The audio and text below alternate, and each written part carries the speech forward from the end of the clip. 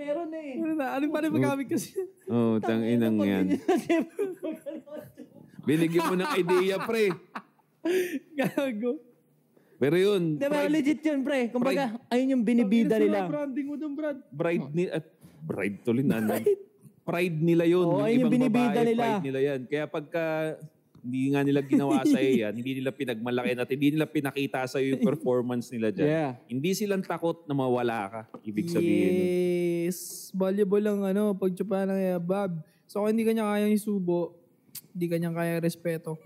Alam ko, maraming magiging against doon sa payo ko na yun. No? Kasi maraming babae sinasabi, kahit sino ka pa, kahit gano'n ka pa kalaki dyan, kahit presidente ka pa, hindi kita susubo.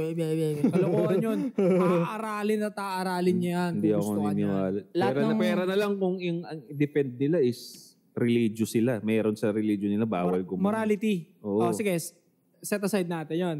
Huwag natin isama yun. Kung sakaling religyoso talaga yan. Pero puta, sasabihin mo sa akin, religyoso ka, tapos thirst trapper ka, tapos ayaw mong gumanon. Tapos hindi kita... nag-make sense yun. Tapos hindi ka virgin nung dumating sa akin. Ano yun? Tinanggap ko yung virginity mong wala na, tapos hindi mo tatanggapin na gusto ko ng blowjob. Parang, ano to, di ba?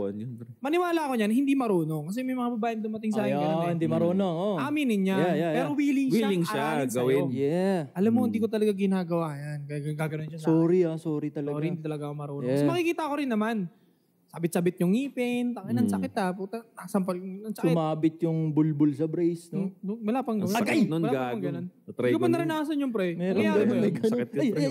Ay, teka, ayan na yun. Masakit ano yun. Teka.